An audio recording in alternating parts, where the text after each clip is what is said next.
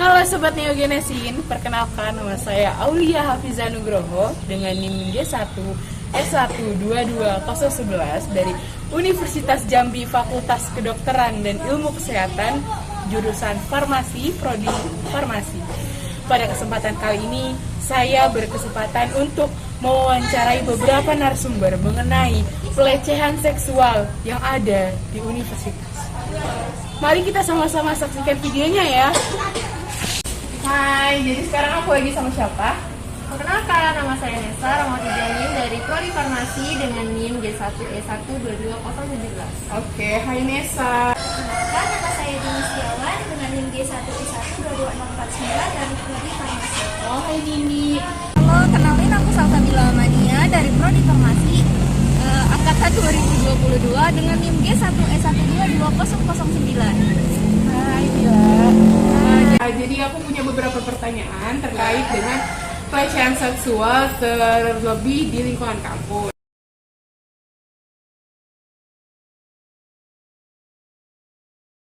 Menurut aku, pelecehan seksual itu adalah perilaku menyimpang seseorang terhadap orang lain. Oh gitu. Menurut aku sih pelecehan seksual itu adalah tindakan seksual yang dilakukan seseorang kepada korban dengan sengaja yang membuat korban merasa tidak nyaman. Menurut saya pelecehan seksual itu perilaku seseorang merendahkan atau perilaku menyimpang seseorang kepada orang lain.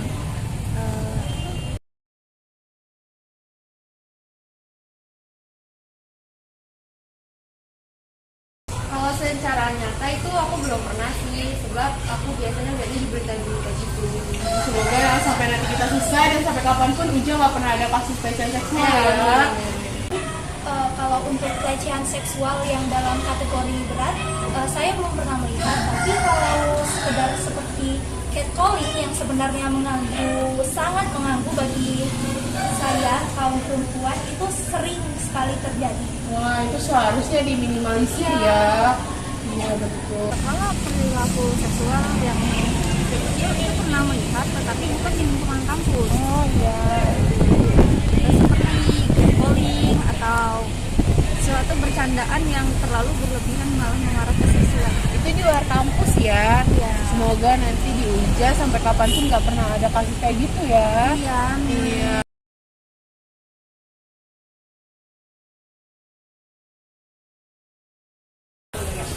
Dampak-dampak yang pernah saya lihat sih mungkin kesehatan mentalnya terganggu, terus juga ya sebagian besar sih kesehatan mentalnya terganggu sih karena pelecehan seksual itu jadi stres. Iya benar juga ya. Menurut Nesa, pemerintah itu Jika pelecehan seksual yang dilakukan seperti catcalling, saya rasa itu akan sangat mengganggu kenyamanan dari seorang mahasiswi. Dan jika pelecehan seksual yang terjadi itu berat seperti pemerkosaan, itu akan sangat mengganggu mental dari mahasiswi. ya pasti banget ya bakalan ganggu mentalnya gitu. Untuk pelecehan seksual tipe seperti yang ringan gitu mungkin akan sangat mengganggu untuk seseorang tersebut. Untuk yang tipe berat sendiri bisa merusak mental orang itu, merusak kepercayaan dirinya. Iya bener ya, dia sampai merusak kepercayaan diri lagi. Belum sih buat peraturan atau perundang-undangan buat melindungi korban-korban atau mengurangi kasus-kasus pelecehan seksual yang ada di kampus ini? Menurut saya sih udah ya, sebab kan ada tuh yang namanya perlindungan wanita itu. Iya, Itu kan itu udah termasuk ke dalam peraturan pemerintah untuk mengurangi pelecehan seksual. Oh iya benar. Menurut Dini tahu nggak sih apakah ada nih dari pemerintah udah ada apa belum buat peraturan yang bisa melindungi kita mahasiswa semua warga kampus dari pelecehan seksual itu? Untuk perlindungan hukum dari pemerintah sendiri pasti sudah ada ya undang-undang yang mengatur tentang perlindungan wanita. Iya ya. Nah, kalau menurut Bila sampai sejauh ini Bila tahu nggak apa aja yang udah dilakuin pemerintah buat ngelindungin kita mahasiswi semua warga kampus dari pelecehan seksual? Dengan membuat ini sih hal yang dilakukan pemerintah dengan membuat peraturan atau undang-undang membentuk Komnas Perempuan untuk melindungi para perempuan yang ada di Indonesia. Iya benar banget ya, dengan udah adanya kayak gitu kita sedikit terlindungi lah ya, udah ada tempat buat kita sedikit ngadu. merasa aman. Iya bener. Semoga sih kampus-kampus di Indonesia ini bisa membuat suatu perlindungan wanita gitu biar jangan ada pelecehan seksual di kampus. Iya bener banget. Kalau buat pemerintah sendiri? Ya pemerintah tadi ya yang perlindungan wanita yang udah dibuat itu loh. Oh iya, kalau dari kita buat mahasiswi, saran-saran nih buat mahasiswi supaya pelecehan seksual itu jadi minim banget lah, itu gimana? Menurut Berpakaianlah yang tertutup, jangan ketat-ketat. Memang sih pakaian nggak jadi patokan kenapa adanya pelecehan seksual, tetapi kan ya mungkin bisa saja salah satu faktornya itu dari situ juga. Oke, makasih ya Nesa sudah mau bincang-bincang. Sampai ketemu lagi. Bye. Saran Nesa nih buat pemerintah, buat kampus, buat kita mahasiswi supaya mengurangi terjadinya pelecehan seksual apa? Buat kampus dulu deh. Terus saran ini deh buat kampus, buat kita mahasiswa, terus juga buat pemerintah pastinya untuk mengurangi pelecehan seksualnya apa sih? Kalau saran dari saya untuk mahasiswi berpakaianlah dengan lebih sopan. Karena itu adalah salah satu faktor yang menyebabkan terjadinya pelecehan seksual. Dan untuk pelaku-pelaku pelecehan seksual, saya harap akan ada rehabilitasi lebih lanjut tentang pembelajaran bahwasannya pelecehan itu seharusnya tidak terjadi di lingkungan manapun. Bener banget. Oke Dini, makasih ya udah mau jawab pertanyaan aku. Sampai ketemu lagi.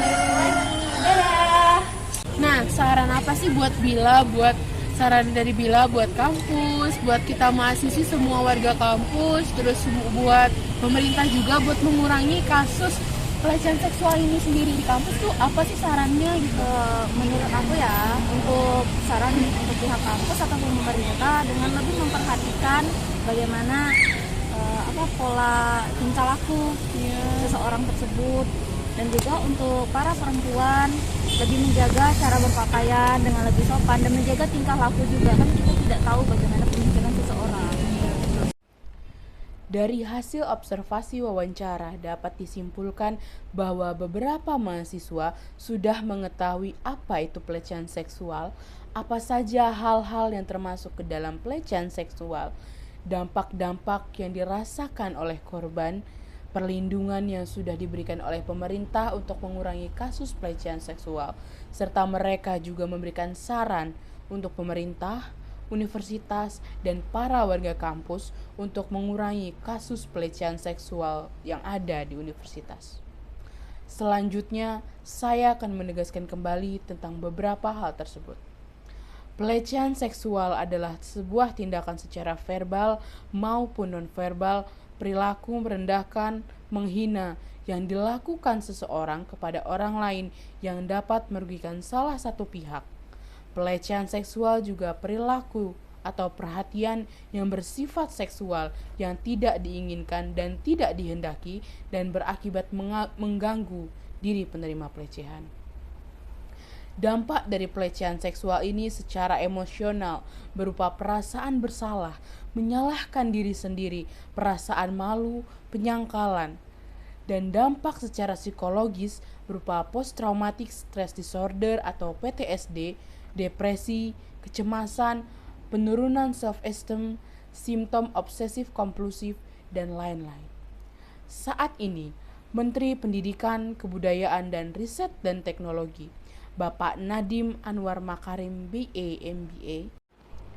Saat ini, Menteri Pendidikan, Kebudayaan, Riset dan Teknologi, Bapak Nadiem Anwar Makarim BA MBA sudah menetapkan peraturan Menteri Pendidikan, Kebudayaan, dan Riset Teknologi mengenai pencegahan dan penanganan kekerasan seksual di lingkungan perguruan tinggi. Perlindungan hukum yang diberikan kepada para korban kekerasan seksual di perguruan tinggi diatur dalam pasal 12 Permendikbudristek nomor 30 tahun 2021 tentang pencegahan dan penanganan kekerasan seksual PPKS di lingkungan perguruan tinggi. Selain itu, Pasal 14 dan Pasal 16 Permendikbudristek tersebut juga mengatur ketentuan sanksi administratif yang dapat dikenakan kepada para pelaku kekerasan seksual di perguruan tinggi. Berkaitan dengan sanksi pidana, meskipun KUHP belum secara spesifik mengatur tentang tindak pidana kekerasan seksual, pelaku pelecehan seksual di perguruan tinggi dapat dijatuhi sanksi pidana yang diatur dalam pasal 289 hingga pasal 296 KUHP. Sekian wawancara saya akhiri. Wassalamualaikum warahmatullahi wabarakatuh.